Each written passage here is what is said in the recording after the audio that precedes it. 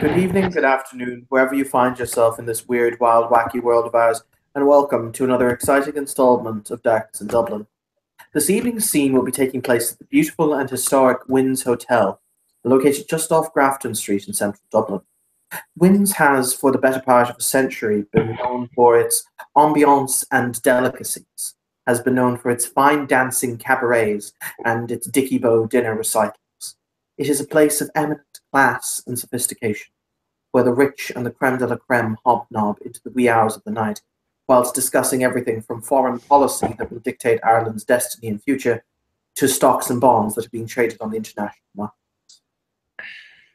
This afternoon, at high tea, the members of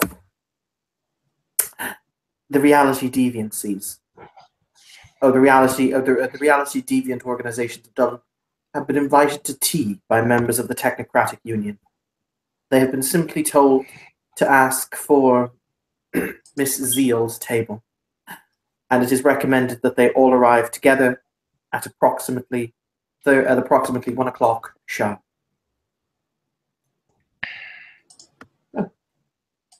I will let you gather and congregate outside the hotel.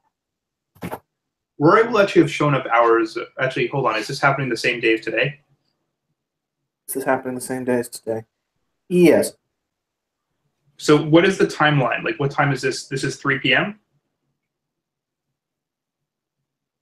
This is 3 p.m. Dublin? This is 1 o'clock in the afternoon. So in theory, you know what? Before the other scene.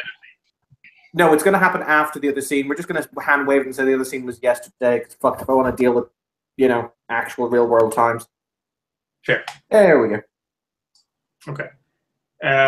Sounds good. Rory will have shown up early, quite a bit early, in fact, because he wants to observe how people are interacting, so he can at least try to fit in, although it's likely to be a failure. Can Jackie have done his best to Google how you act at a tea and make a belief systems roll? No, you can, however, make an etiquette roll at +1 diff whenever it is required.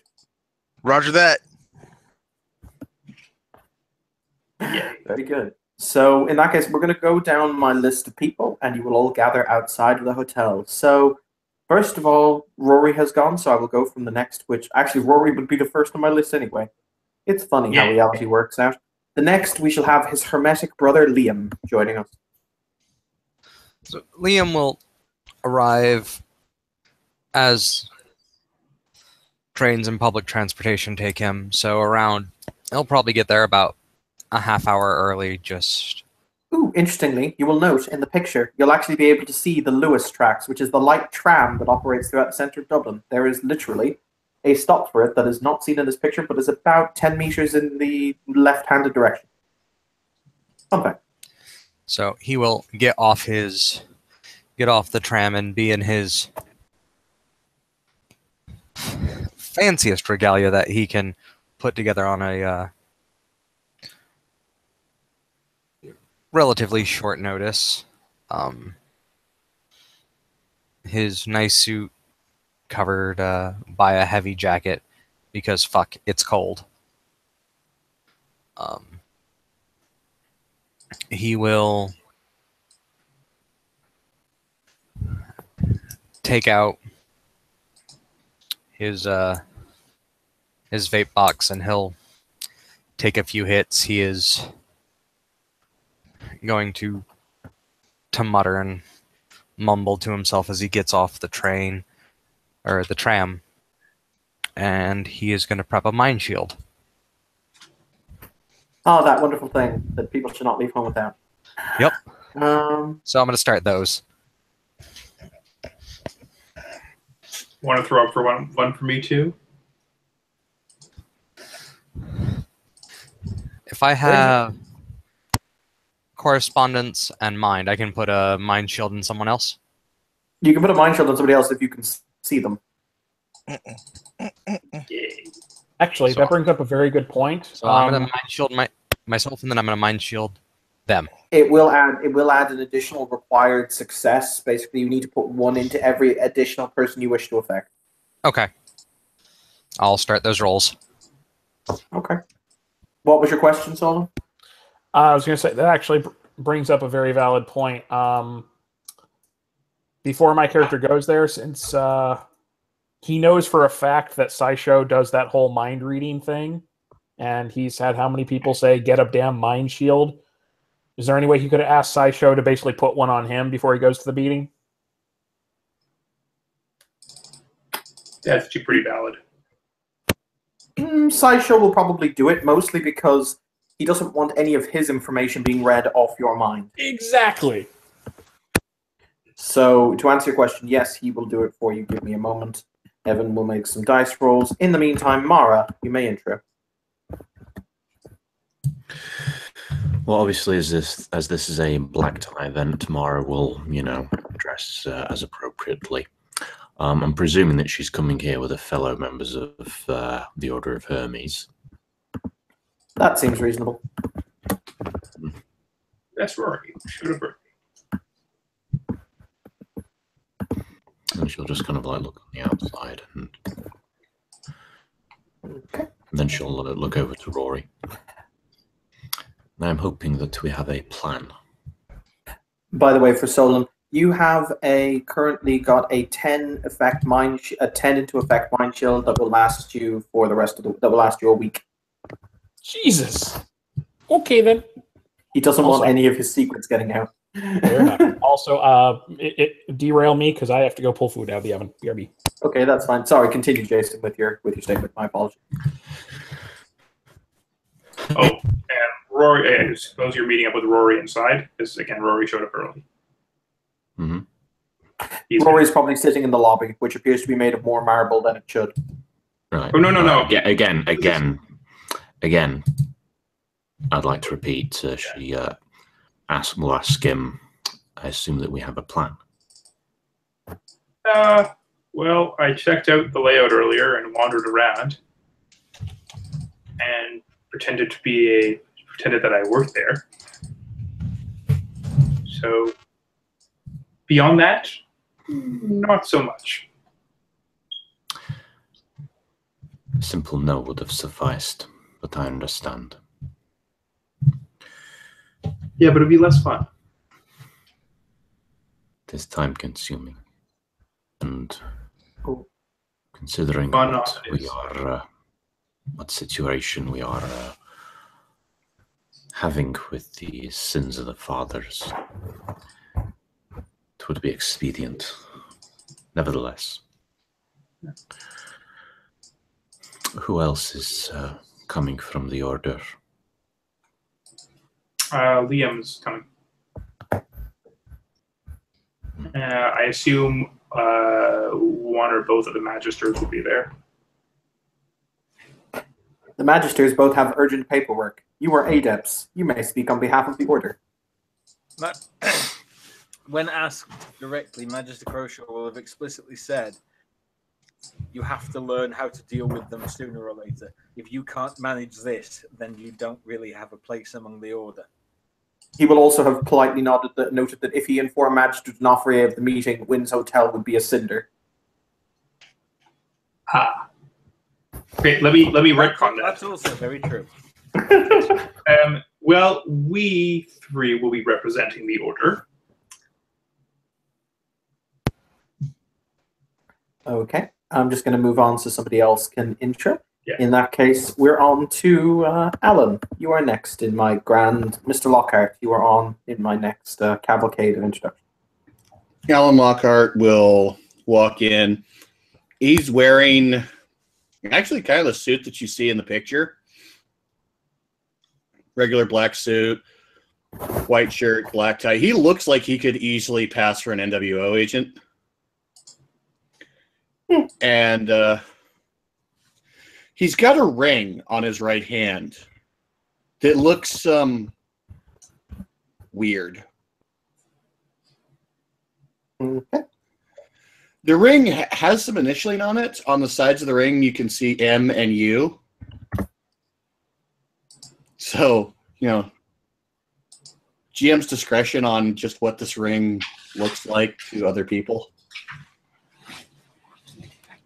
It will look as you have described. Yeah, that's why I said it looks weird. Okay. The next on the introduction list is my fine boy from Appalachia. Or Appalachia. I can't pronounce it. Jack walks up to everybody and says, "How y'all doing?" Is he dressed in the good flannel? Of course. The finest flannel that can be found at the thrift store. Y'all sure are gussied up pretty nice. Yes. Rory rented a tux. He was charming. He's taking it for a test drive. He said he was going to get married. Okay. So, last but not least, we have Mr. Weiss. Finley's going to show up. He probably took the tram as well. Walks up to the group. He's dressed slightly more well attired than the picture, but not by much. He knows he's got good clothing.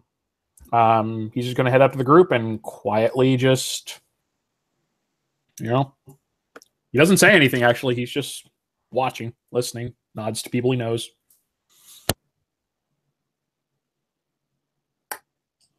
Okay.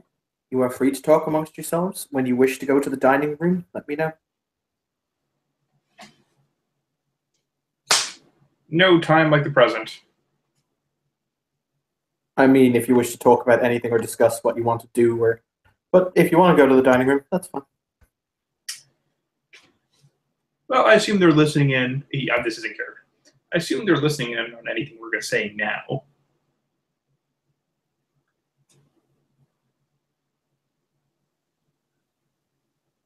I'm just going to point out, if anyone does any correspondence things or anything to check, you are not being listened in on.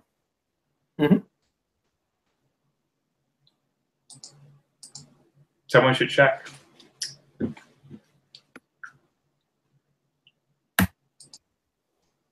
Not my wheelhouse. I've got correspondence 1 sense connections. I could sense to see if anything's if there's anything, maybe that in Prime Site. Would that work? Yeah, if you want to roll it. Okay. What's the diff? The diff will be standard, so it will be difficulty 4. Okay. All right, so give you guys I'm putting it in the side chat, but both Sam's character and Rory and I both have a duration to affect 3 mind shield. Sweet. Okay. Thanks, man. AFK, hollered at by roommates. There.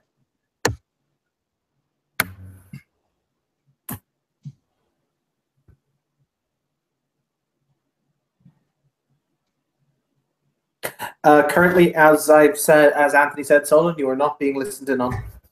All right. Fair enough.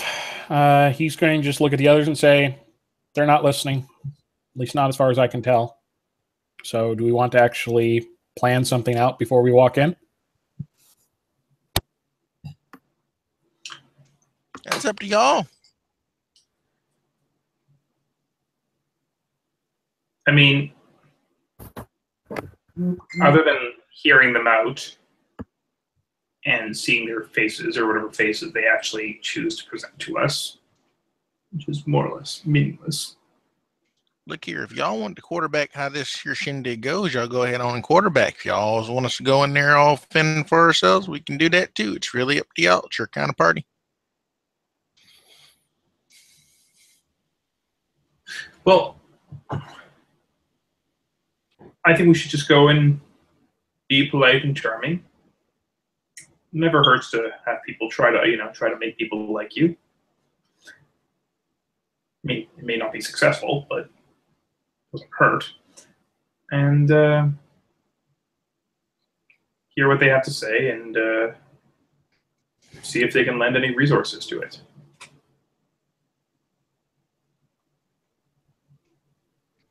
If enough what y'all want to do, I'll back your play. Does anyone have anything else they want to accomplish or disagree with me? Supposedly, what they said on the message was they wanted to compare notes and declare a truce for the duration of this issue. So, All right, I'm back. Welcome back. I mean, that's what they're saying, and on the face of it, he just kind of frowns. I assume they also want to see who we are and see our mystical calling cards, so to speak. Oh, of course. And take our measure, but so we should probably avoid doing anything of that nature while we're in there. probably a good idea. In fact, you know what? I'm gonna do some magic. Where?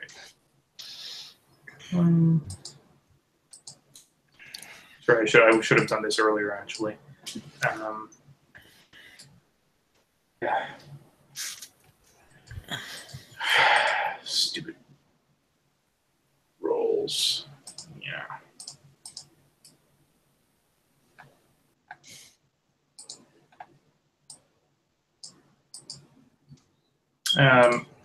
I think that's probably a good idea. What do we want to tell them? Plus willpower. Yeah.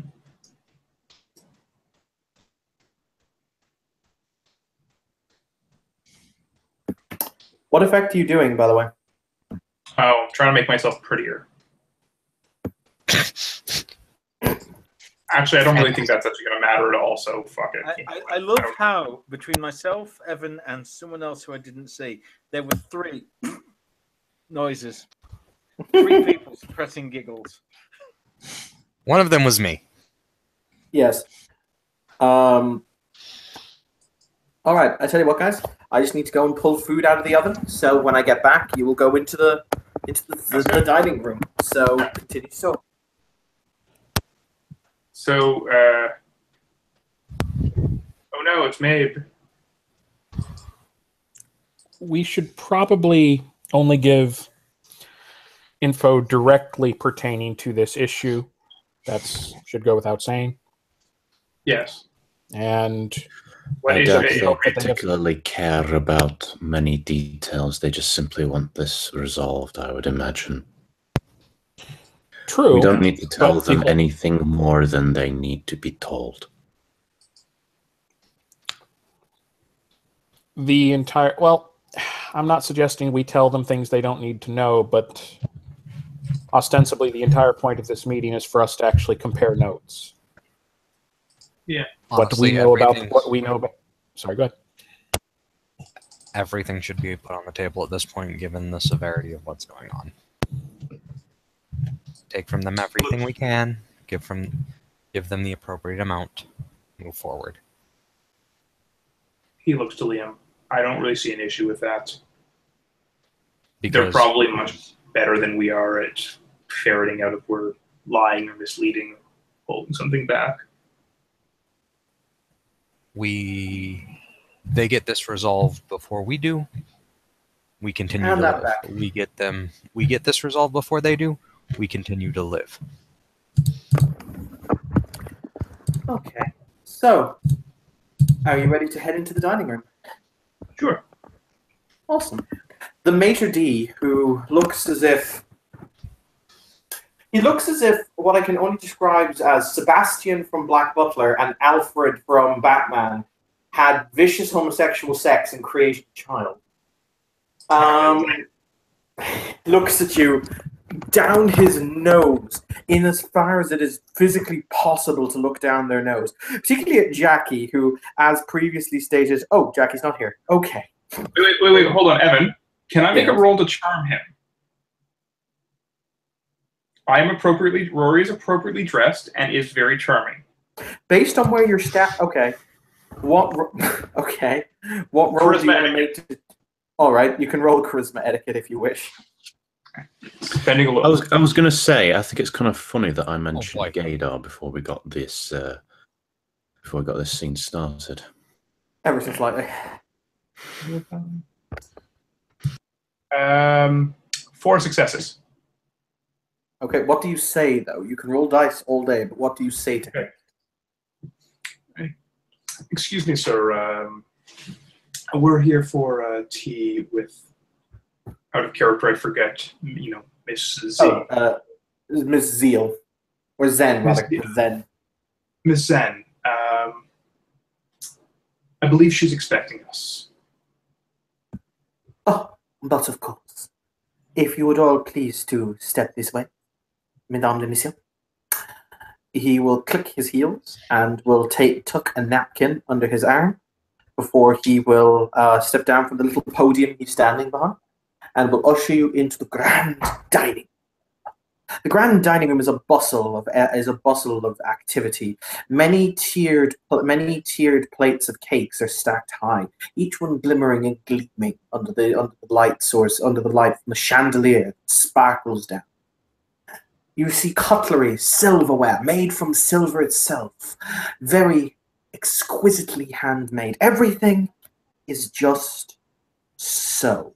As the live band plays in the background, everything is vivance, everything is ambiance, everything just so.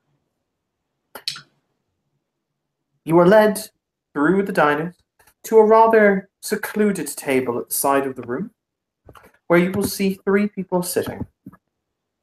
2 women and 1 man. The woman whom spoke to you over the television system will stand because you come forward, and she'll say, guten Abend, mein Damen und mein Herren. A pleasure to make your acquaintance at long last. Will you please take a seat? Thank you very much. We've been looking forward to this for some time now. Oh, I'm so pleased you do your host such great courtesy. I will introduce my staff, and then, by all means, please introduce yourselves. My name is Catherine Zeal, as I'm sure you are more than well aware of the point, of course. I am a member of Iteration X. By the way, I will point out, as you enter the room, if you have any hanging magical effect, boom, it turns off. Mind shield's included, right? Hang on, Mind- Evan.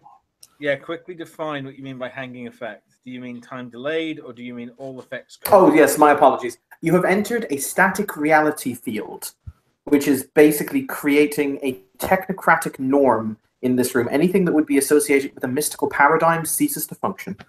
Which also means if you have any sort of anything within your paradigm that is vaguely technological, might still function. Yeah, that is a case by case basis. I mean, I have reality as data, languages, mathematics, and reality hacking as my focus and paradigm. Everything has a code. Everything has a code that can be written. Okay, you're good. Okay. Yeah, your shit stays up. Sweet. Though I will say this, as your shit stays up, you get this feeling that you've entered somewhere where you just feel weirdly more comfortable. Everything works out how it should here. And you're not sure why. Mm-hmm. It feels better. Fair. But she will bow and she will say, "My name is Kathleen Zen. I am director of the Technocratic Union's efforts in Project Hibernian and a member of Iteration X. A pleasure to make your acquaintance. I will allow my associates to introduce themselves. We shall start, of course, with my darling Sebastian. Sebastian, please introduce yourself to our new friends."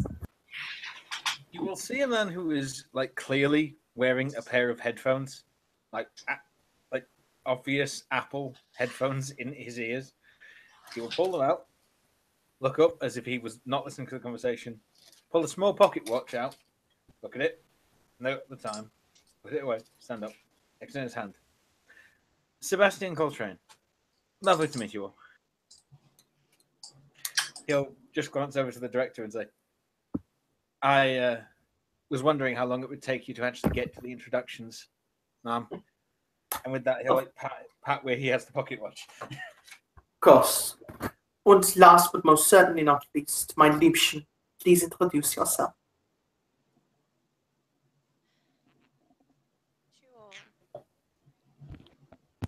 If my mic wants to. Okay. There we go. Hello. She will look at the group and smile before inclining her head slightly and saying, I am Dr. Moira O'Cullen, though I believe you might more remember me as Maeve O'Darren.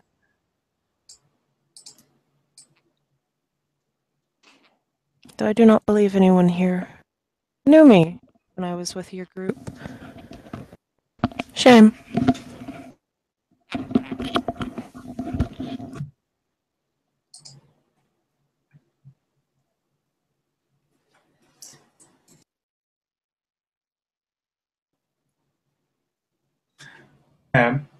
I just want to say I like how this entire room is just like dead silent. Yeah, no, I'm about to think. I just wanted to let the NPCs introduce themselves first. Rory smiles and gives a whenever one of the other three had offered their hand, he would have taken it warmly and given it two generous pumps before releasing. Important side note for Marcus. Hi, Marcus. You there? Yes. The individual you knew as Maeve is sitting on the technocratic side of the table. Oh, Jackie's here. She will give a really large smile to Jackie.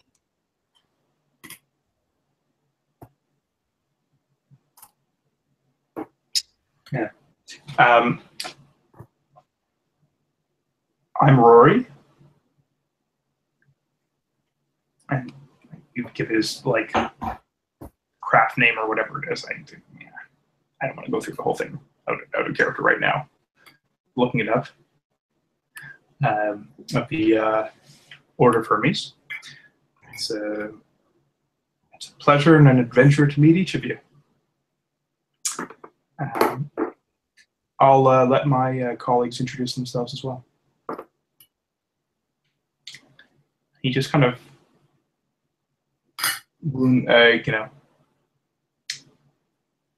either strengthens or ruins the polished impression he just gave with this kind of it's just a very charming kind of impish smile.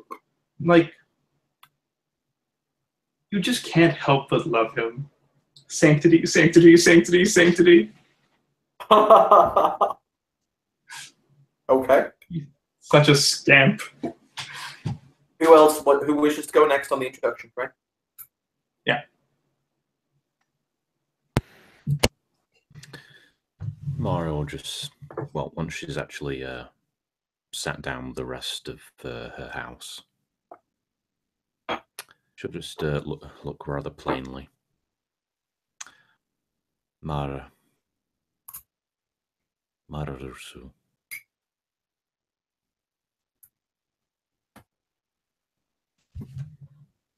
That's all she's going to say.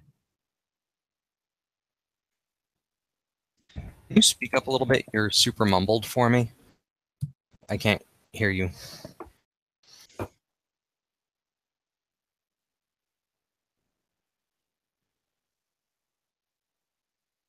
Basically, they just gave their name, so we can continue this moving. So I'll tell you what, I'm just going to do my thing where I flick down the list so I can get people's introductions so we can continue with the locomotion.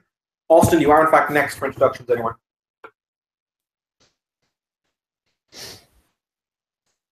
And he will smile. Larry McMurphy, how you doing? And he will smile and nod. Okay. Mr. Lockhart, you are next, sir. Alan Lockhart.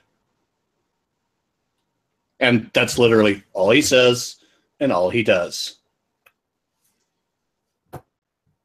Otherwise, he looks completely emotionless.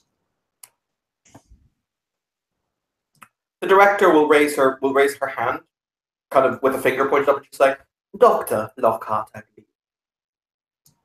Yes. I must admit, I found your work quite fascinating.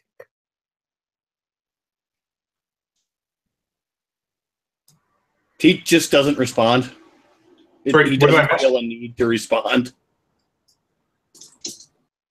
We're up to Jackie. Maeve's Lion Whore, how you doing? I would prefer Dr. Moira Cullen. If you do not mind, that is my name after all. And in any case, Mr. Jackie, I believe, I think you can reasonably claim lying, certainly, but whore? That seems impolite. I couldn't think of a surname that fits, sir. I will. Lying infiltrator might be a good one. I recommend using that one. Okay, lying infiltrator then. My The fault. director will raise her hand again, and she will say, we have come here in civility. We will expect civility to be kept, yeah? Yeah, I was All actually right. sorry. Out of My character, bad. Rory would have also raised his voice in protest. It is the Christmas time after all, and we should all act in the spirit of the holidays. Don't celebrate Christmas. Perhaps you and I will one day sing Ein Tannenbaum under some kind of festive lights, Mr. What, Rory, was it? However, now we have business. We can sing after our business is concluded. I would love to.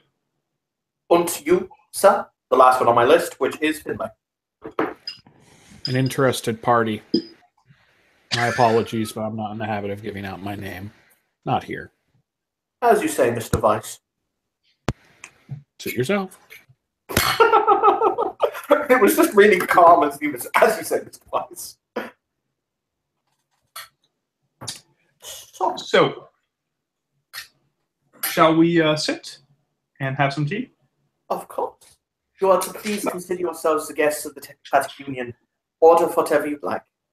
You have my word of honor, of course, we shall not tamper with any of it. That's lovely. And if her word of honor isn't good enough, you certainly have mine. And he'll like Sebastian will actually wink when he says that. Rory smiles charming. He says, rule of law can only go so far without honor. So I will accept.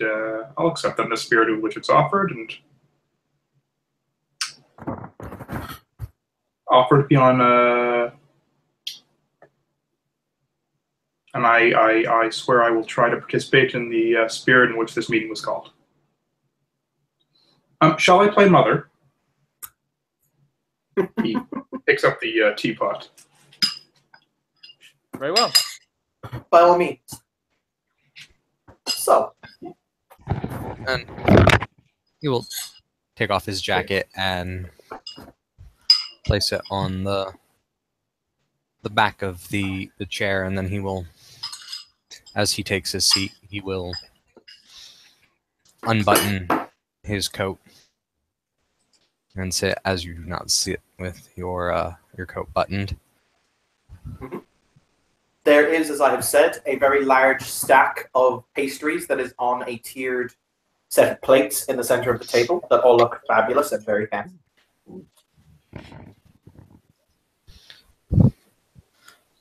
Now, Rory pours tea for everyone and begins handing it out. Now, is it pleasant, isn't it? I always love these kinds of scenes in movies, actually. There's just a kind of a delightful tension. And it humanizes everyone. You know, even it's like that first Christmas in World War I. Ah, yes, the Winter Truce. Sebastian you'll actually hear anyone sitting next to Sebastian will hear him start singing. What is it? Ismas Nacht, Siegfried Nacht. Basically, singing the original Silent Night in German. Hold on, I'm going to roll and I'm going to join. Though you will notice he's doing it with a English accent. The director will also sing it because #German thing. Oh, yeah. So, Okay, that didn't. I hit something wrong. anyway, moving swiftly. Rory sings along and is actually excellent. But my darling. By the way, Kim, what are you calling yourself now in this iteration of you? Who's this gonna be me? Somebody was like, "You've got to choose a different name for the technocrats." But I think what we decided on during that scene, very interesting. It was like her real name was Moira Cullen. Wonderful. When my darling Moira was dispatched in order to observe you, she let me know that whilst utterly insequious and without forward momentum in most of your dealings, you were at least resourceful. A resourcefulness that is why we have asked you here, in order to ascertain an issue that I feel has become of consequence to us both. Do you understand? Yeah? You're speaking, of course, of the. He tries to think of how Cornelius had put it in a way that sounded much smarter than his own natural time fuckery. The temporal distortions and the threat arising therefrom. You have it in one, sir. Well done. He takes a sip of his tea. Well, this is a threat to all the sleepers and to all of us. And when he says us, he gestures towards everyone, not just the traditions. We certainly don't want the, how is it put, aperture that is Dublin to be closed forever retroactively. My. They are teaching new tricks to the Order of Hermes.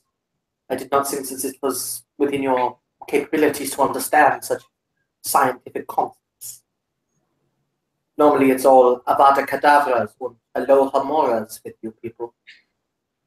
Oh, I have. Is it? Sorry, it was out of character. She went by Dr. Zeal. Director Zeal, but you could assume she's a doctor if you wish to. Dr. Zeal, I assure you, even abracadabra is beyond me.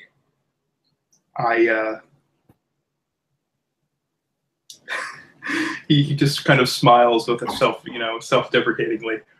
I just understand threat to the world.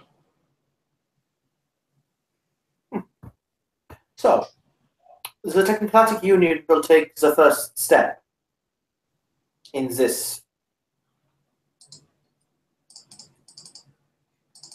The phrase negotiation is not correct. This meeting of the minds, yeah? I think that's a very good way of putting it. And with the... she will very calmly raise her hand to cut you off, and she will kind of she'll look at the others and she'll say, I have a question. This Hermetic speaks very often, but does he speak for the will of all of you?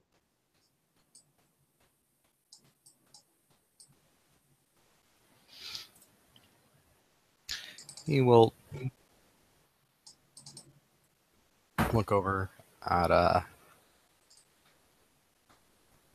Rory.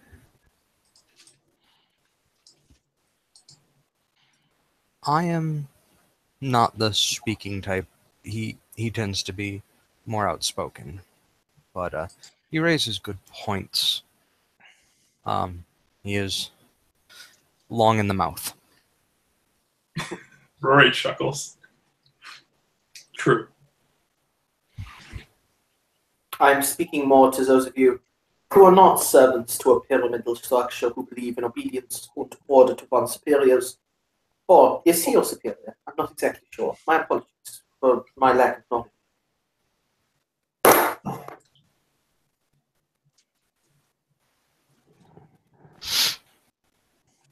I'm not the leader or representative, but we spoke earlier, and we're in agreement that I would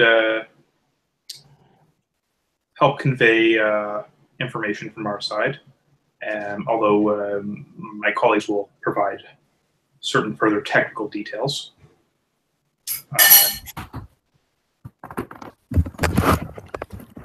As you say then. So, I would ask why it is that the creation of this truce, you end up... Before we begin on speaking on the temporal matters, I would ask, I requested this truce the day before yesterday, and yet in that time you and your associates have already launched attacks on the Technocratic Union's interests in blatant defilement of this truce. So, I would ask why it is that you have interfered in our affairs. Okay. First of all, out of character, do I know what she's referring to? You have no bloody idea. He makes... Part of Rory's charisma is that he often conveys his emotion, his true emotions very effectively. And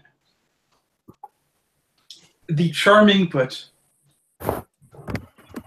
dumbfounded look on his face really suggests that he has no idea what she's talking about and is as shocked and is in fact shocked. There is a definitive head tilt from Larry, and he's just Liam, you mean? Larry? Oh no, I'm saying it for a reason. Okay, Larry. I just Oh. of those. This is news to me.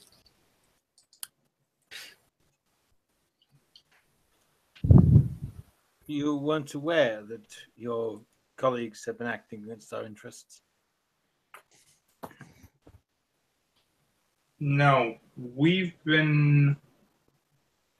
Perhaps we can just start, how should we put it, an exchange of information now. We also had individuals attacked whom we thought were attached to the Union. Are you insinuating that the Union would break the truce that we opt to broker? No, I think what he's suggesting is that someone would actually try to get both of us fighting each other rather than dealing with the actual threat. And Very well to be then. fair to them, Director, the truce wasn't technically in place at that time. We are only really now negotiating a true truce. This is fair. However, we consider it to be a show of immense distaste to have our interests violated after we had declared our intention for a truce. Would that be perhaps more salubrious to the conversation as it is? Absolutely. The cold tide. Certainly more realistic, I find. But yes, Nah.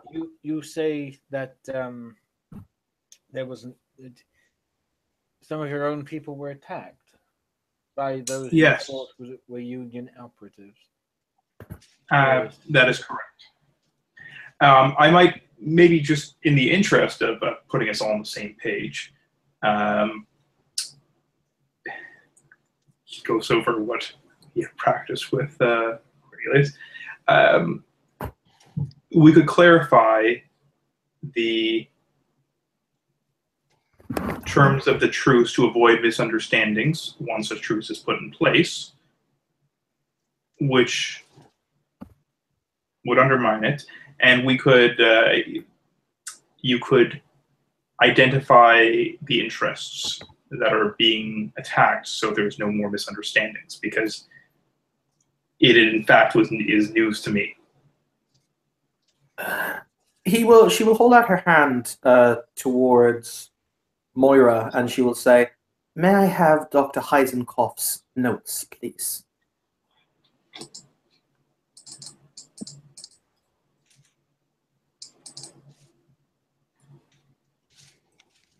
We're going to assume Kim exists. That could be a risky assumption. No, Kim has failed me. Shock, horror, my heart bleeds. Moira has betrayed the Technocratic Union. She was always a traditionalist. Who knew? No! He was actually a defunct. Oh, hell no. She is a double agent. Quickly, everybody kill her. Hang on. She's a true agent. Kim, do you exist? Kim.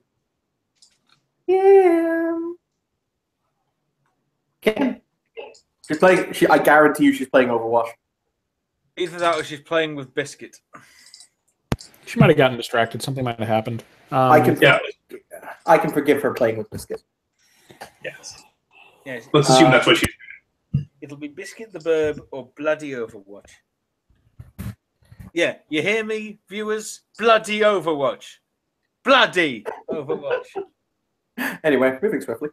She will, I assume, be handed notes, and she will say, "So some magical or technological means is that we are yet unable to ascertain.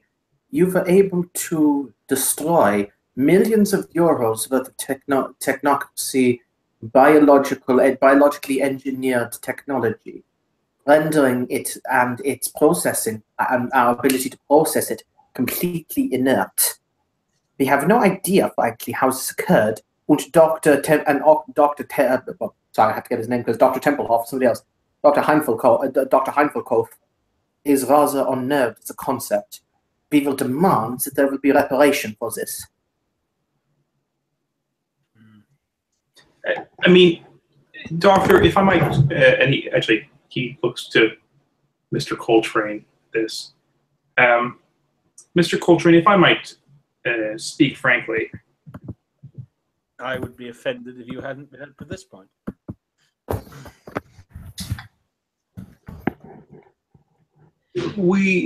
In terms of reparations, we're talking, and he smiles. He's like, we're talking about a truce in a war. I'm sure that there are files that are extensive on each and every one of us. And Yes, entirely accurate. while, and I have faith, as you've given your words of honor, that the truce will hold, but please clarify if I'm under a mistaken impression. The nature of the truce is that it is temporary because there is a greater threat to all of us and to the sleepers. And upon the expiration, upon this threat being dealt with, and I would hope, for the sake of courtesy and future dealings, if necessary, a short grace period, we will return to the usual status quo, which, not to put too fine a point on it, would be trying to kill each other and foil each other's plans. Very well then. The union, she will raise her hand, will accept a much more minor recompense. Actually, hang on, Moira, you're back. Kim exists. Yeah, sorry. I went to the bathroom. What's up? No worries. The doctor, we're going to assume that Maeve has been working on a plan. Let's destroy the city with a gigantic plague because hashtag progenitor life. Yes. And she will say, correct me if I'm wrong, as I wish to understand this. Yesterday, not only were all samples of Project Mortis completely and utterly destroyed and denatured, but the machinery involved in its creation was destroyed somehow as if by magic. You will forgive the pun. Is that not correct, my dear? She will say, talking to Moira. Let's see, what's the doctor's name that runs over the progenitors in the city? Dr. Hempelkoff. Or Hempeltoff, rather. Chosen. Templehoff? No, Hempeltoff. Hempel? Hempel? Yes. Oh, I hate you with Idiot these names. German! Stop using stupid fucking names! Okay, you know what? I'll give him an easier name, because even Evan's having a problem with that one. His name will be Dr. Von Grantz. Von Grantz. Okay. So she will incline her head and say, "Yes, Director. Dr. von Hantz was very,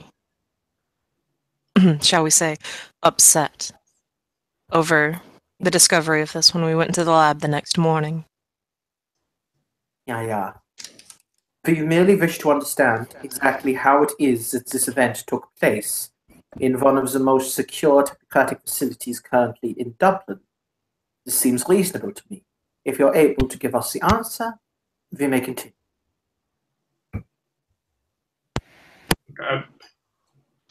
First, I will say, You're just gonna straight up shrug in this. I don't know. Yeah. Rory just find- says, I don't know. And with all due respect here, even if I did, which I assure you my ignorance in this matter is profound. He just kind of chuckles. I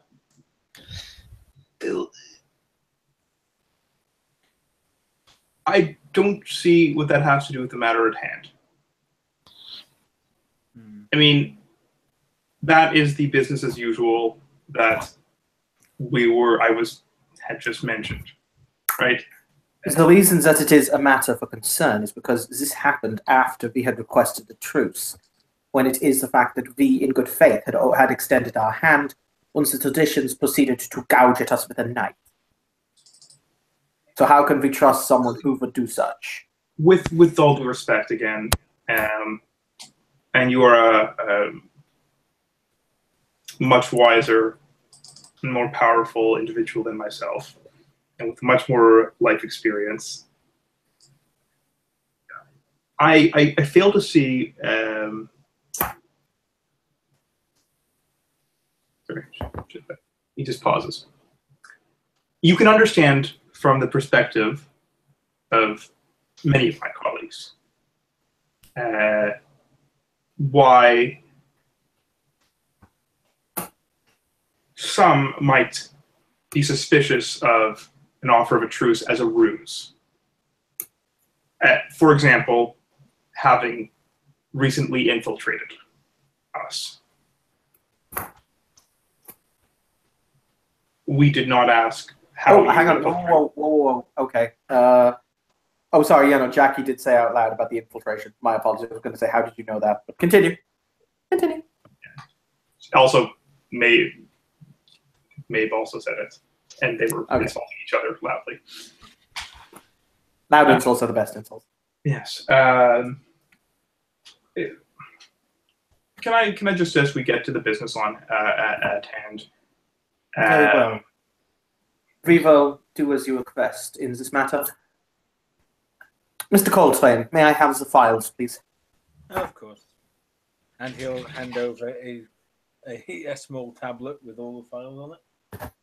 She will flick the tablet around in her hands.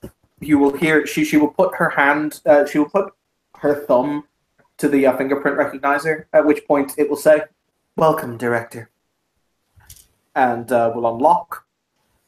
She will then proceed to. Her fingers will fly over the keys incredibly quickly. Before she will look up again, and she'll say, "From what we have been able to ascertain, that there is a pinnacle point that is drawing all localized temporal fields into it at a given point once every 3 days. We have not as yet been able to identify the point, however, merely that one exists within roughly 20 square miles of Dublin city centre. So, as many of these miles are nautical miles, it begs the point that they will be somewhere within the city proper. These temporal effects are weakening what would be considered to be the process of linear time, causing them to become somewhat distorted. We have had a number of instances where times have begun to bleed into one another. For example, she will look at her list. At a nightclub in Crumlin, the day before yesterday, there was some kind of incident involving a horse race, and the newspaper dates that were found read the Royal Derby 1839. That's interesting. But these have been causing, and these have been happening all over the city proper. We do not currently understand why it is they are occurring, but there's clearly some kind of incredibly powerful temporal anchor that is preventing the linear time from moving forward once every 3 days. We wish to understand why. I think we can shed some light on that. And you could, once we share some information, you'd be able to clarify certain things. There's kind of a nod of agreement. Okay.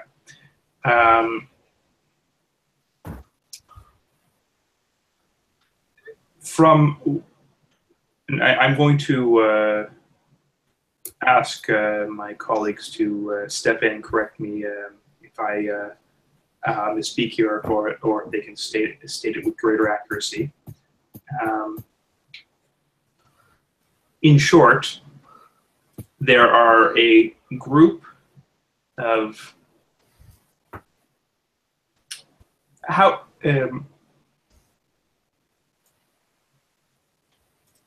Magi and enlightened scientists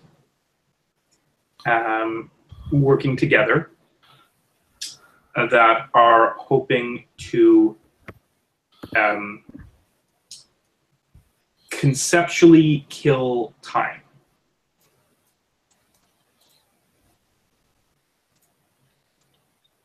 To cease time from functioning at a quantum level. If, as I said before, even abracadabra is beyond me. But, okay, he puts his hands forward. They're doing this from a focal point that we have not yet been able to identify. Again, we've identified it's in the area. And they are currently calibrating the machine.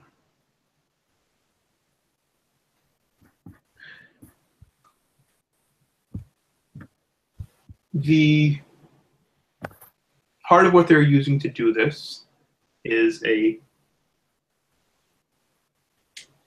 shards of a powerful artifact, which I suppose they must have been able to remake and perhaps improve upon. As I said, it seems to be a combination of both magi and enlightened scientists. That dates back to Atlantis. And that was the last time something on this scale and power level was tried. And the result was that the city was wiped from existence. Conceptually. He puts out as a kind of a peace offering.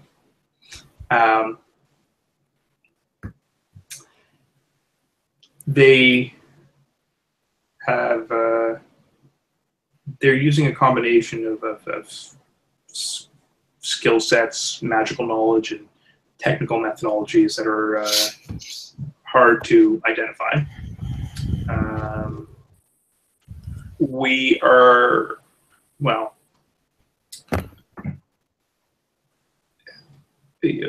perhaps you could shed some light on the technical aspects of what they might be trying to do, as I said, from a quantum level. But I understand the idea is that if they kill time, they kill consequences of time, such as aging, for example, or death, without removing consciousness or agency.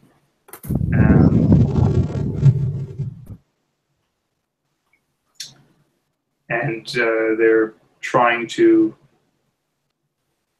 I guess, make a more perfect world as they see it.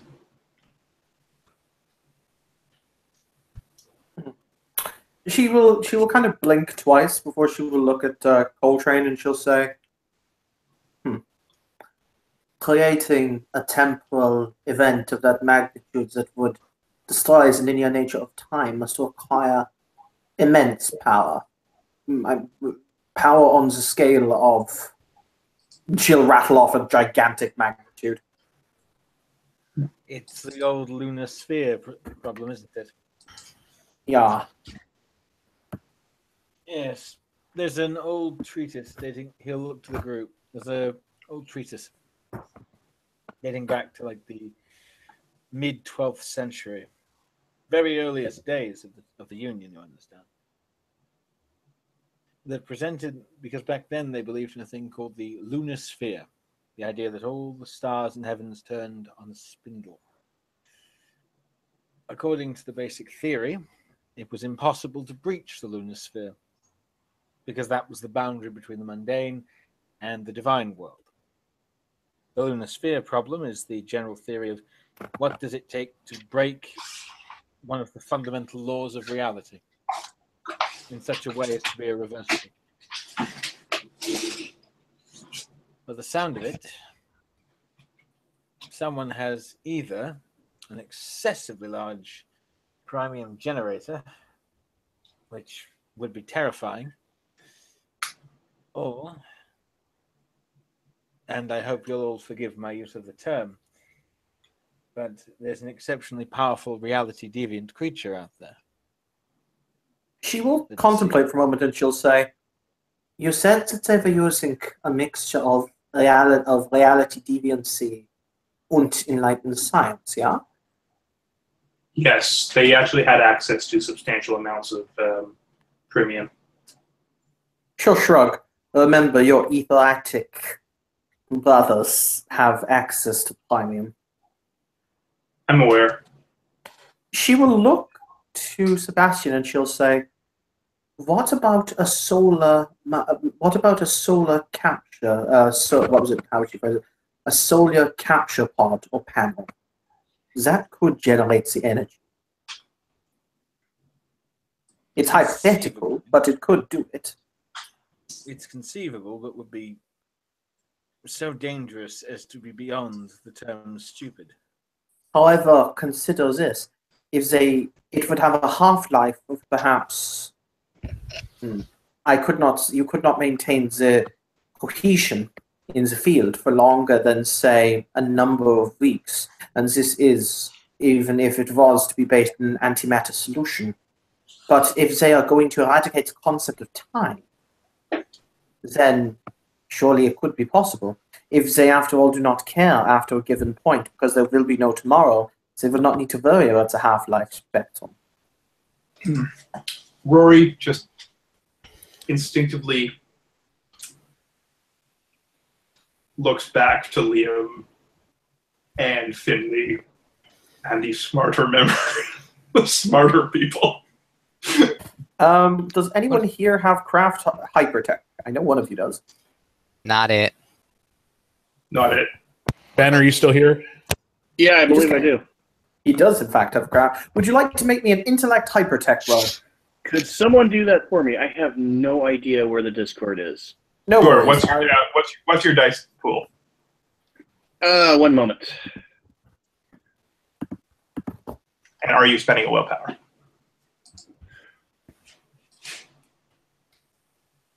Spend the willpower. Hypertech Don't is make 2, intelligence is 4, so 6. And yes, burning a willpower. Okay. What's the difficulty, Evan? 6? It'll be standard diff.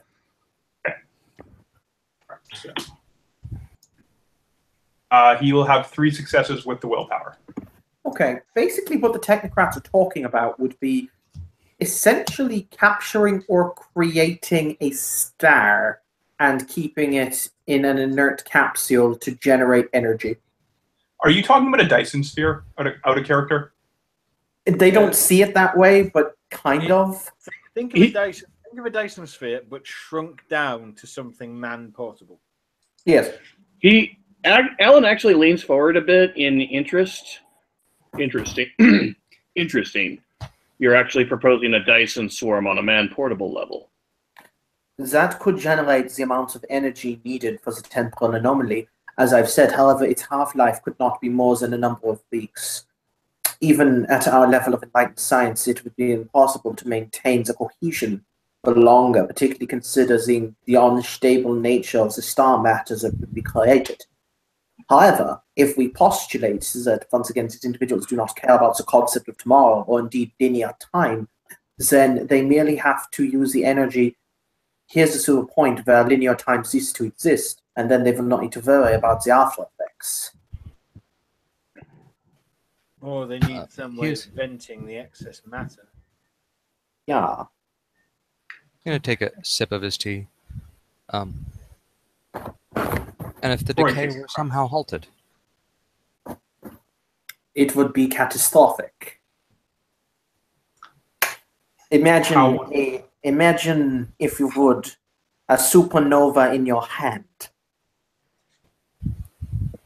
With your and how permission, long could they last? Sorry, continue, Anthony. Yeah, I was just going to say, Sebastian gets out of his chair. With your permission, Director, I'm just going to go and check something. By all means, Mr. Coltrane. To answer your question, it is entirely, how would you phrase, entirely theory, as the Union has deigned it to be not necessary for our future advancement, as it were. However, if I had to do a cogitation or a calculation on the matter, I would say that if the device was created, it would have a half-life of, at the maximum, 18 weeks. Interesting. Are the napkins here? Are there any? Is it all cloth, or is there any paper? The napkins are all cloth. Okay. They're silk, actually. Are there any paper, like doilies, to keep the teacups in place to prevent pastries from sliding? Yes, there would be. He's gonna take one of those and start kind of scribbling. You said 18 weeks. When did? I'm sorry. I recently transferred in. School semesters and all. When did these start?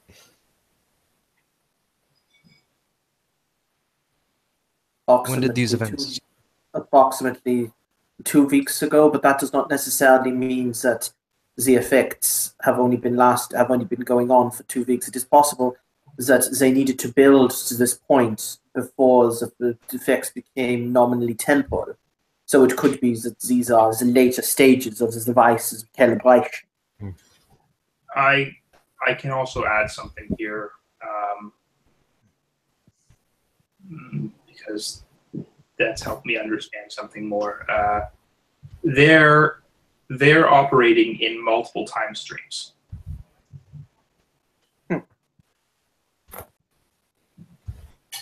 Evan? Yes. And Coltrane will come back about 30 seconds later.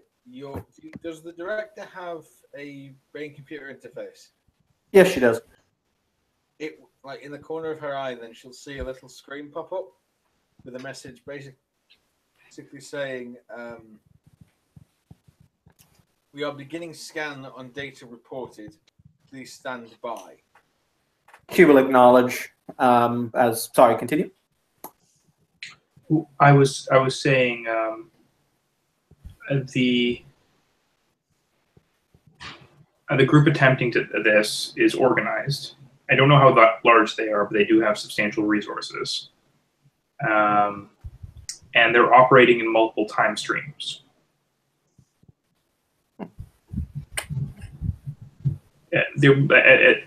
So, for example, when we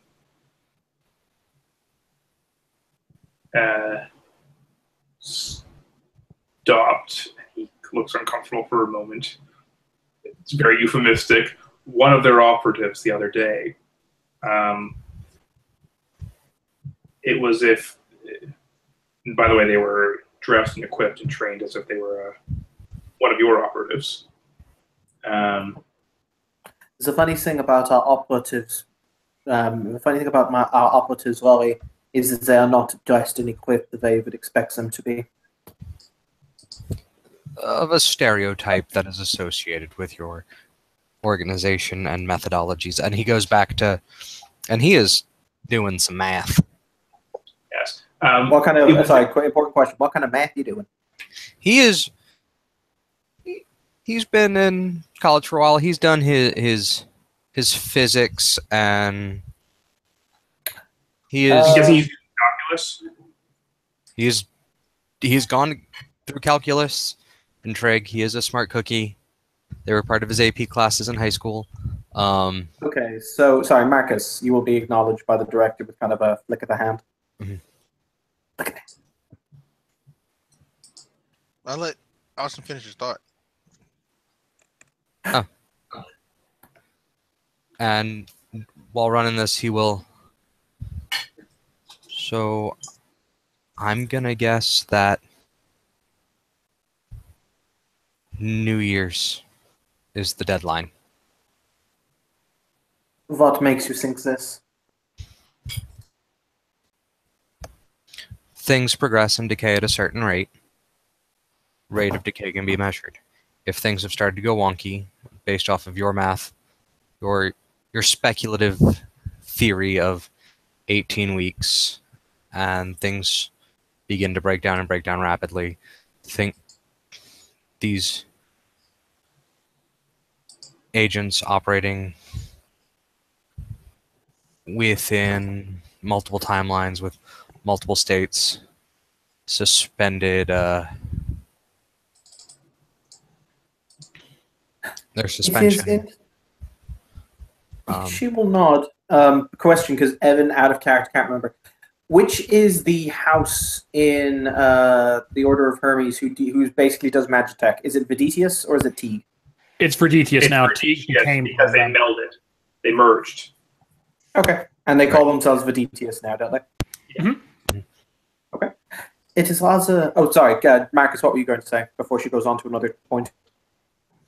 So, y'all are theorizing that these folk are doing stuff according to the way math work over here. Is that the case? So it's only one math. But there ain't only one time. Correct. However, time itself is subject to math if you truly understand math. So no matter where they do their time thingy, they got to obey the rules that happen over here. They've got to obey the fundamental laws, but even then, I fear he may have a point, Director. But the issue remains. In order to create a containment unit that would hold the solar pulse, it would require to be made. It would require to be made entirely out of primium. If they wished to alter the spectral time around it, it would decay inexorably quickly. It would be impossible to maintain such an effect on a primium device that was meant to generate power in any real way. Could that be part of the design?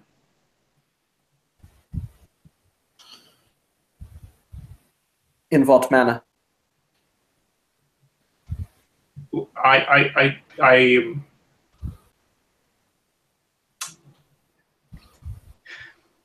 Rory just tries to pause to articulate it. This is way out of my wheelhouse, but I'm just thinking, what if they knew this? As I said, what if they understood everything you're talking about, these limitations, and that's part of the design? It's not a flaw, it's not a bug, it's a feature. And the ultimate breakdown is what stops, I don't know, a warp, like a rent in the time-space continuum. Like, I don't know how you would put it. Larry, you want to jump in here? It is interesting, for the record, that this problem is brought before us by the Order of Hermes.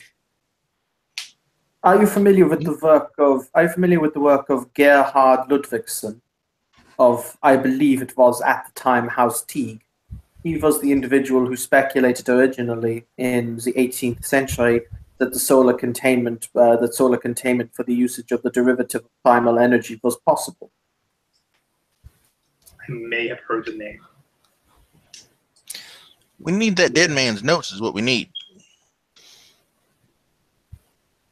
Well, from what I'm led to understand, his apprentice used to be the High Magister of Dublin, according to the information I was given, in the form of one Alexander Metz. Okay, out of character, remind me, isn't that the name of the guy who was killed? Yep, correct. That's the previous Magister of the Order of Hermes. And how was he killed? He was crucified with long metal spikes that each had carved into them the sins of the father. Rory just looks He's just trying to remember the details.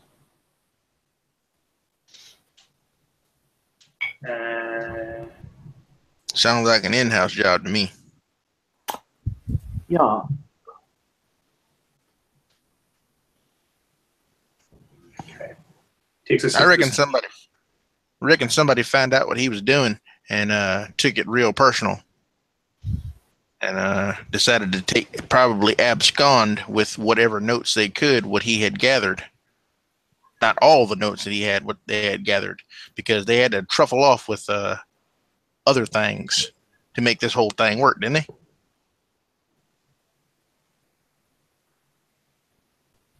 Also, for Mara, Jason, you still there?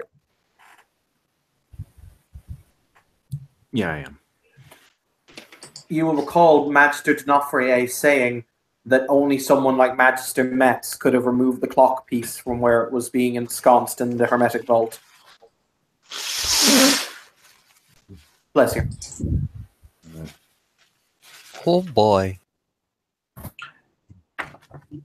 Ladies and gentlemen, question for all of us here.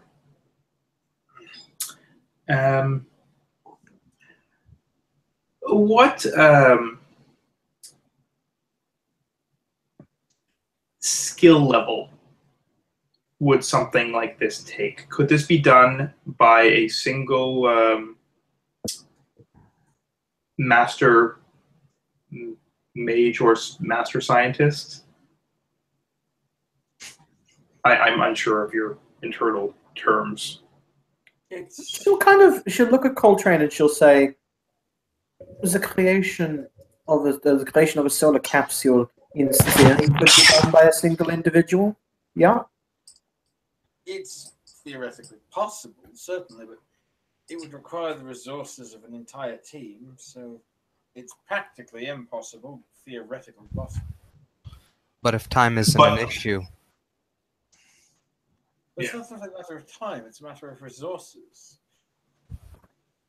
Accumulating resources beyond a certain point, you're going to be noticed. A single individual couldn't accumulate the necessary resources without being. A small team could. Can you speak up, Anthony, please? I said that a single individual couldn't gather the necessary resources without being noticed. A small team, however, in likelihood, could do so without being immediately obvious. Well, we're fairly certain there's a small, at least a small team, as I said.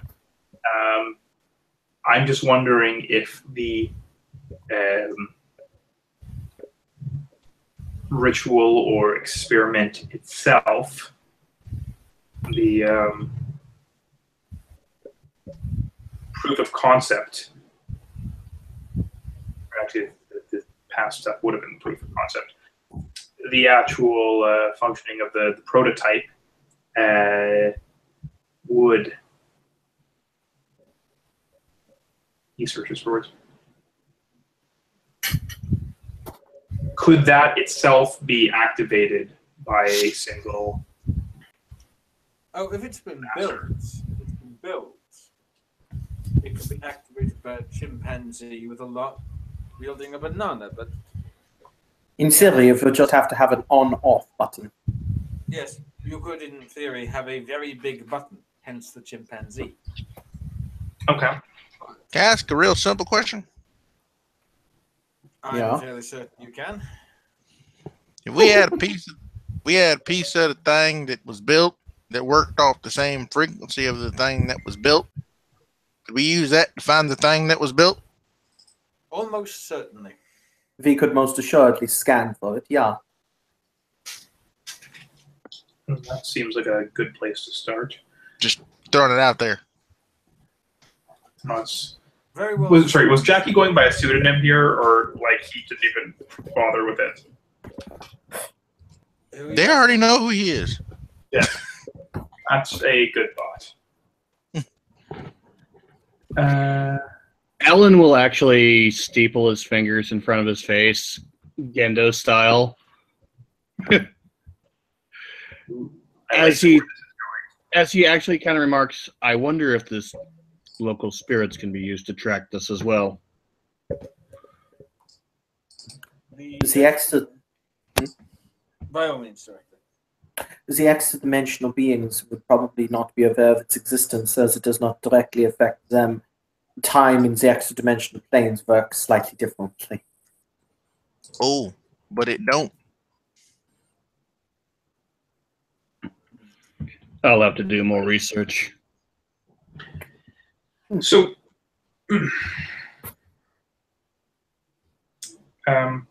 sorry, I forget your, Ben, I forget your character's name. His name's Alan Lockhart, OC. Right, there we go. Right, sorry, I should just look at the picture. When in doubt, read the name. And is that how he introduced himself? Yes, it is. And then the technocrat German said Dr. Lockhart. Because She's familiar. She's familiar with his work. Yes. Dr. Lockhart, in your experience,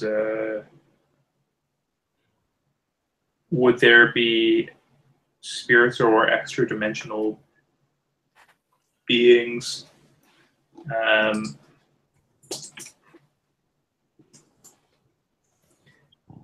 who could help detect such a thing? Like, who would be more sensitive to this kind of disruption or changes? It is possible, yes. There seems to be a spiritual component for nearly everything. Could director Mr. Coltrane, Doctor out of character, I forget what Maeve's character is going by now. Moira O'Cullen. Oh, sorry. Dr. O'Cullen. Overland? Yeah. Oh, sorry. And Dr. O'Cullen, would you be able to, in the spirit of cooperation, search your own records for details of spirits that might be more sensitive? Or, sorry, extra-dimensional beings that might be more sensitive and more likely to provide assistance or information? The Void Engineers are still scrabbling after the loss of Leviathan, but I'm sure that they will be able to be talked down into giving me a concrete answer to that. That would be most appreciated. We found, and I'd appreciate your professional opinions on this. He just as to what method might be used for the effect from this. He describes the watch. Both the director will shrug and she'll say, "We would have to see it in order to identify it." It was made of premium. Other than that, I can't tell you much. As I've said, we would have to see it. It winked out of existence. No, it didn't. No, it didn't. No, it didn't. I thought. Just But the did- gun and the knives. No, just the gun, the knives, and the body. Oh, Go make sure the watch stayed. okay. So we have the clock watch. Mhm. And again, out of character, guys, remind me when we discussed before in the lobby. Were we going to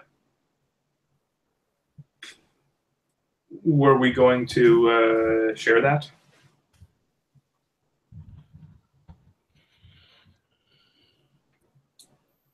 OC, what are you talking about? I was unclear earlier that we actually still had the watch. I thought it had winked back out of existence with everything else. I thought it did too. Not me, because Nope. Wrinkle handed it to old Austin. No, Wrinkle handed the eye. I got his eye. Wrinkle physically threw the watch at Jackie. Ah, It was my understanding that Jackie had the watch. okay. I was. Hence my question. So Yeah. there so- you go. He throws it at the. Here you go. She will, with incredible, like, breaking human levels of speed. Catch it. Please do not throw things at me, Mr. Sorry, Jackie. What's your Jackie's last name again? Kinrowan. Please do not throw things at me, Mr. Kinlaw. Well, I figured if I got up, you'd shoot me with a laser beam or something. Have we been anything but hospitable? My paranoia knows no bounds. To be fair, And he kind of. This is excellent tea. And Larry's just gonna nod in that. Yeah, that's about the truest statement that's been uttered. And just yelp. Just gonna say, Coltrane is just going to look at, like, stand up and extend his hand out to Jackie. Yes, sir. Have a fine day, Jake Kinroy. Good to meet you. Are you shaking his hand? Yeah. All right. He has got a full handshake. He'll say, "I like you, sir, because after all, just because you're paranoid doesn't mean people aren't out to get you." I'm being watched by the most sneakiest motherfuckers in the whole universe. Yeah, hell yeah. Good job. How you doing? Good job. And in fact, once the truce is over, we are all out to get each other. I mean, once the truce is over, Mr. Kinron will die first. No offense, Mr. Kinron. This is my special request of Dr. O'Cullen here. It's good to be wounded. Oh, see what? Oh, he's just gonna nod, sip tea. Sorry, what was that, Kim? I heard O'Cullen. What's up? She said, "Don't worry, Mister. Don't worry, Jackie. When the truce is over, you'll be the first to die." The special request by Dr. O'Cullen. She is just smiling very happily at Jackie. yes, it's when love goes bad. By the way, is anyone looking at Eleanor's damn ring? Not really. No. Nope. Whatever, if anyone does, whatever the ring looked like to you before, it looks like something different now. The hell did you get a mood ring? He doesn't say that, but yeah. So, a little bit of backstory about that device that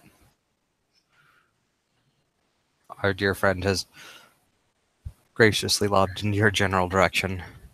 She proceeds to look it over, and she proceeds to kind of, open it. You see one of her fingers kind of will break apart into a dozen or so tiny little moving parts as she flicks it over the outside of the chassis before she manages to take it apart. I would be exceptionally careful with that. Last time it was messed with, the one... They don't believe in such things. Also, this device is not enlightened science. She will say, she's still very concentrated looking at her device. She says, it possesses elements of hypertechnology. However, it is not inherently hypertechnology. So it will not and cannot function in this room. He'll nod. Good to know.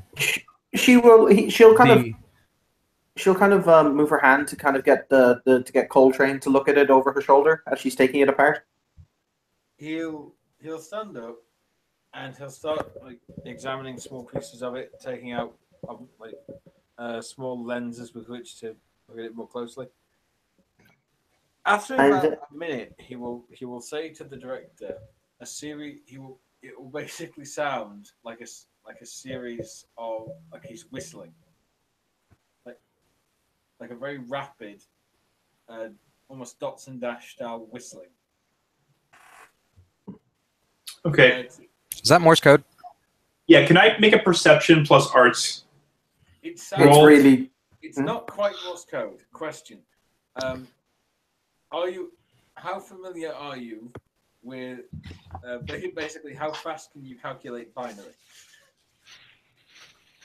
I do not have lightning calculator, but I can. I do have natural linguist. Yeah, do you have mine one? He's basically whistling a message at her in a coded form of ASCII using binary. So My character does not understand any of that, but he has a good ear for music. He is an expert musician, and he can memorize sound quickly. Oh yeah, it sounds quite pleasant. So I want to memorize the sound, and that way I can deconstruct it later. Okay. She will sit bolt upright and she will say, "This was made by a hermetic." Oh, that narrows the list of subjects. Plus willpower. Well, I got it exactly. Incidentally, Evan, the message he said to you was basically. It was actually a lot harsher than you would have expected from it. It was the words, stop telling them about our technology. Otherwise, I will have to report you." She will very casually say, "I'm not telling them anything." She will say she will send through the Opticon computer. "I'm not telling them anything about our technology. I'm telling them things about their own." Oh, so hold on. What did I miss about? He said, "Don't." What did Coltrane say to her? You couldn't understand it. Oh. He's going to try and translate it later. Oh, okay. She will look up and she'll say, "This was made by a hermetic. It bears all of the hallmarks. If you will note here, she will basically use her knife from where she was eating to denote tiny, most insignificant Enochian carvings that are inlaid into it. It does use a premium. It uses a power matrix, but it is very obviously an esoteric power matrix, more like a periapt than anything else to power it.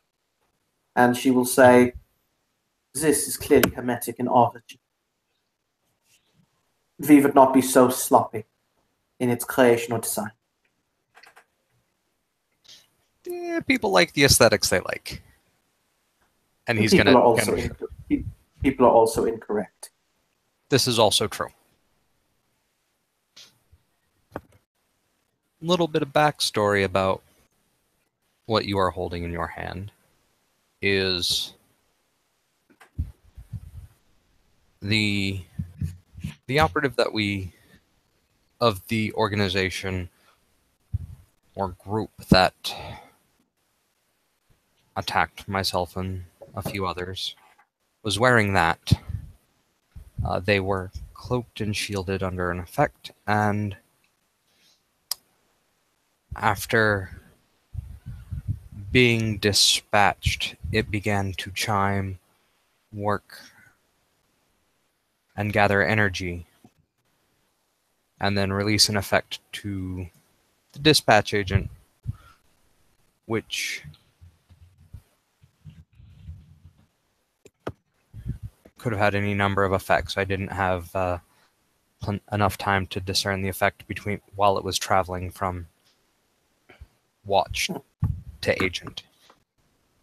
This is essentially, for lack of a better term, a link that links the entity once it leaves their pocket of space-time to this space-time. Essentially, the effect, I believe, was essentially trying to recalibrate time around the individual, thus revitalizing them, revivifying them. Possibly. It appears to have been on a. She'll kind of look at Coltrane and she'll blink and she'll say in German a phrase and she'll say, "That dead man's trigger." That is what you call it in English, yeah?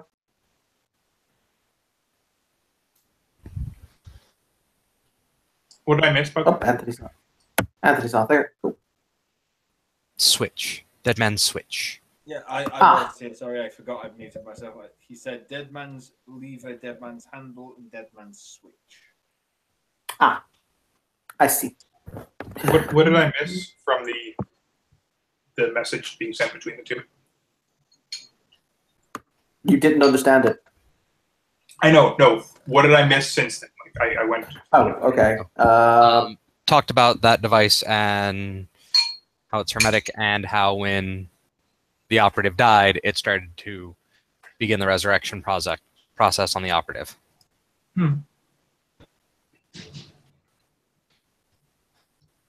after the operative died and the effect didn't go through, the operative faded as if it was never there. As did all of its effects, but this one.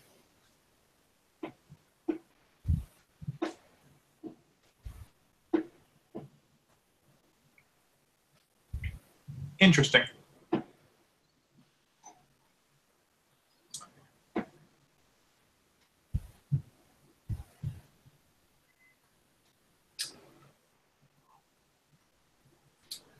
Let me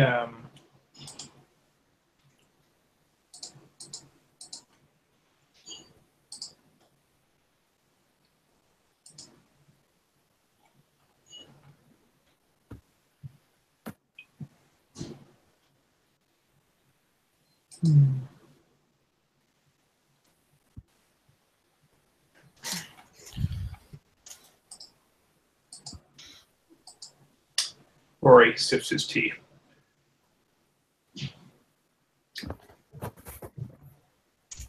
So, okay.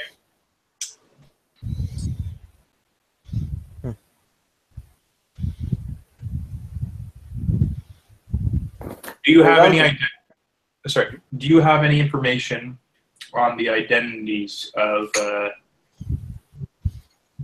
the individuals doing this, or any of their possible operatives? We do not.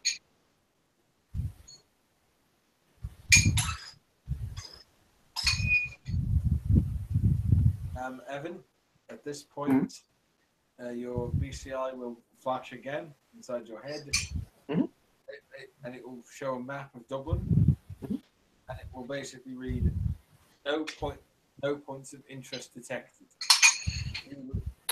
Do you wish to attempt secondary scanning? She will say, she will negate secondary scanning and will blink twice. And she will say, it appears though our scans have been thus far unable to ascertain anything anomalous within the city proper. So, I believe this problem lies in the past and not the future. Roughly how long does it take you to scan? We initiated the scan shortly after Mr. Coltrane stood up to leave a few moments ago, so we have scanned the entirety of the city for anomalous readings. It's taken us about 10 minutes or so.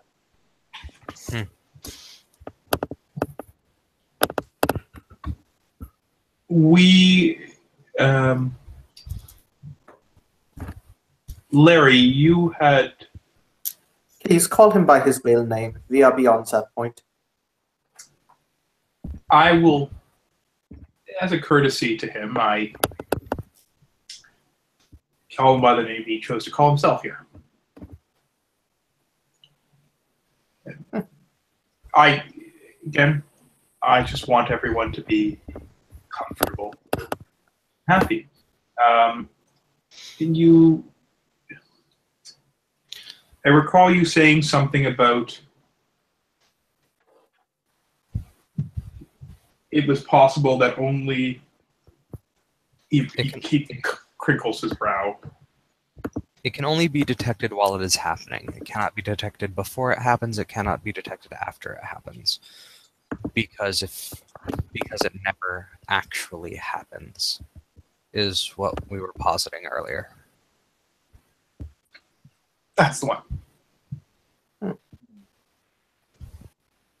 Director, if I may, and he'll pull out basically his phone, and you will see him enter in a phone number. It's about 20 digits long. You press dial. You'll hear a voice on the other end. After a few moments, he says, "Activate primary temporal scanners. Scanned within the last 6 months and estimated trajectory forward 6 months." Hangs up. Evan, are they hiding in the past 6 months of history in the city? Nope. All right, the scan will come back with a negative. But it will. Are they further back out? They are not hiding in a specific point in history now. Right. In that case, let's think of how it would come back. Everything appears normal, more than likely. Yes, it will come back with unable to discern any temporal concealment. Director Zen will contemplate, as she'll say, well, ultimately, you have a number of questions that you need to answer. These are questions that we cannot answer. It seems to me that this is also an affair of your house, and I'd recommend it being in order. You need to understand why these things happen the way that they have, and see what way you wish to present them as you move forward, yeah? That seems like good sense to me.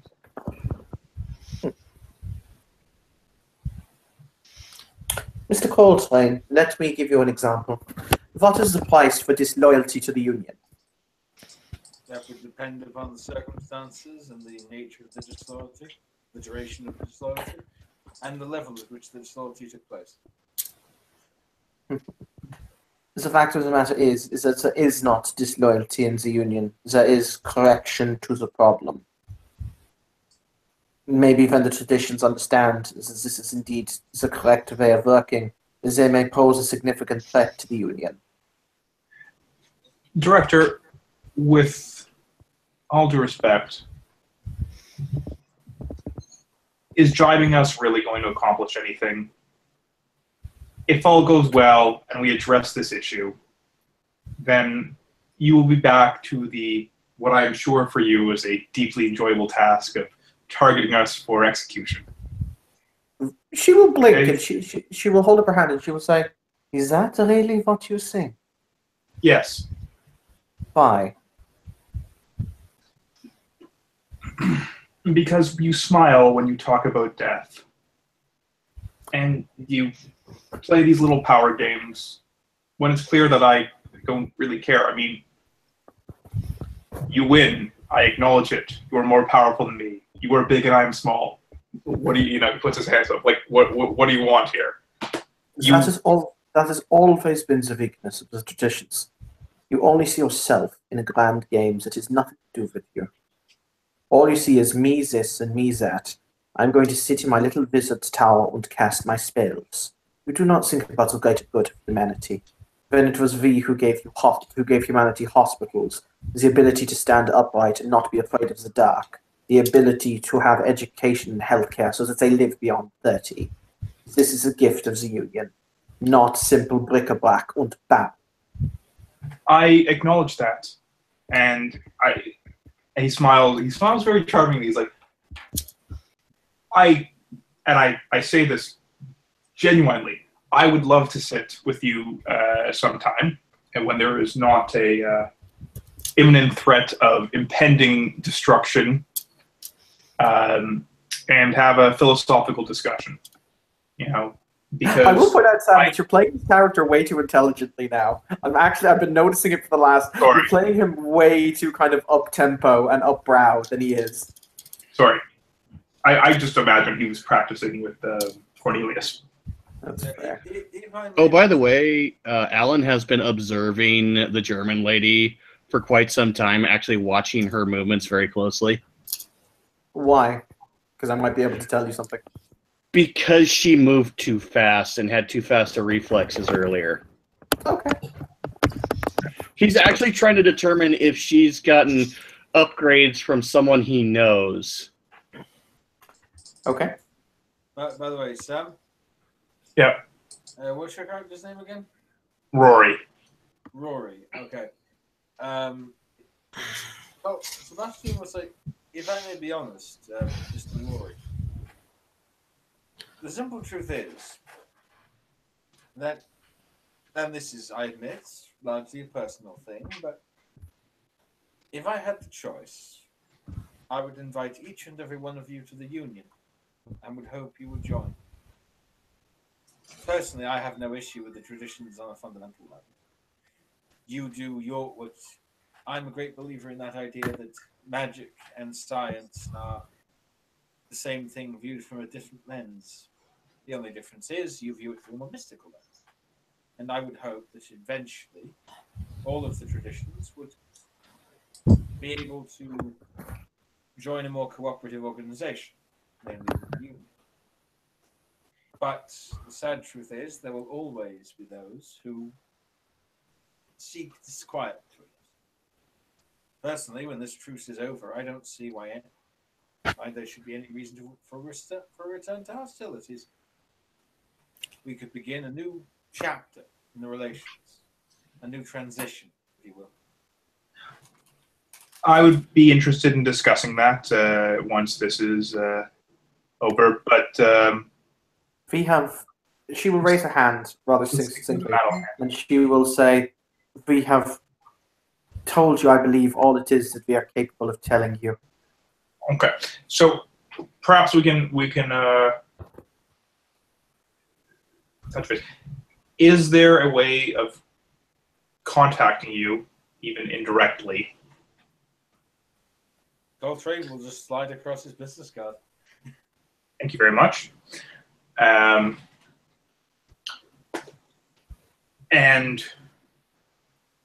again, Mr. Coltrane, I'll direct.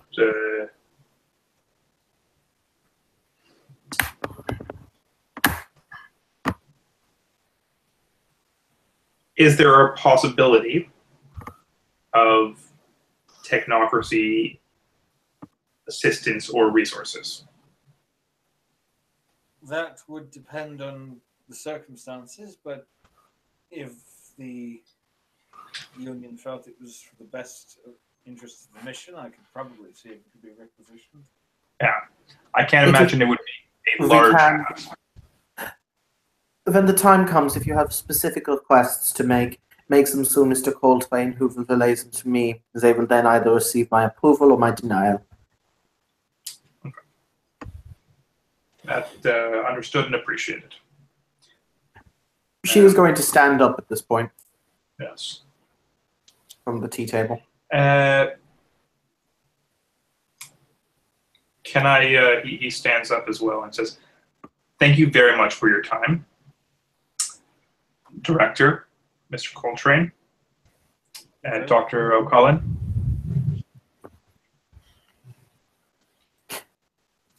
It has been a pleasure. It has been a pleasure to make your acquaintance. Absolutely. In the spirit of Christmas, might I offer you a song? He smiles. Of course. Just a little. I'm going to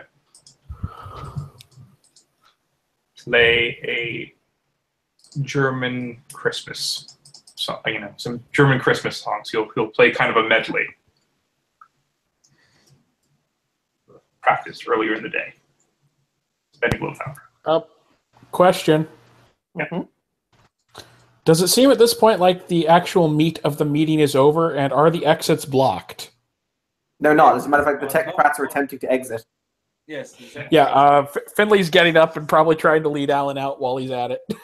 Yeah. As Alan is being led out, he looks at the technocrat lady that was hosting this and actually says, "Say hello to Dr. Von Strucker for me." Oh, wunderbar.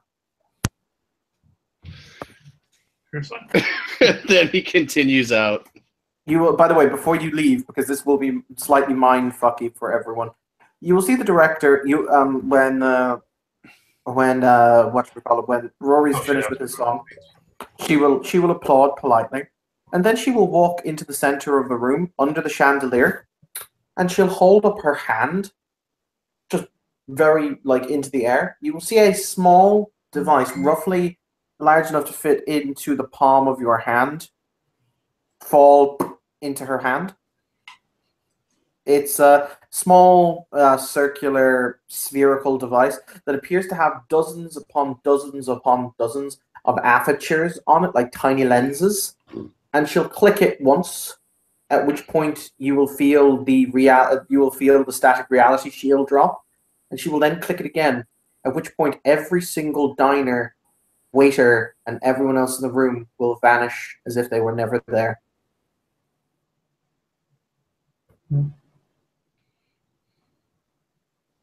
Holograms. Rather wonderful, don't you see? Magnificent tool.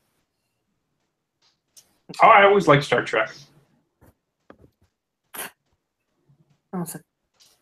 She will wrap her hands around. She will. The director will wrap her arm around Moira's waist as the two of them will depart. Comfrey will hand out his business cards. Anyone who'll take them. BRB again. He will Merry take one. Christmas, Merry Christmas, Doctor. Nurse. Doctor.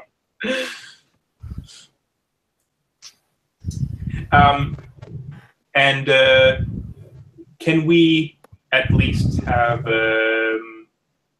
shall we say, if this is resolved, a 3-day grace for the truce? I'll see if I can have it arranged. But as I said, with any luck, there should be no need for future violence when this truce is done. But I luck share your will hope. fall in our favor. I share your hope, but I don't know if that will be the case. I will try to convey everything to our side. And with that, the 3 technocrats will leave the room. Yeah. If you wish to say anything else before the scene ends to one another, by all means do so. It is Well, that was interesting. time to get out. He will grab Yeah, his let's cloak bail. and he will hotfoot towards the exit. Who else needs a drink? Oh my god. All right. In that case, thank you players for playing. Thank you watchers for watching. Evan has run about 6 hours worth of scenes today, so he wants it to stop. Have a pleasant evening.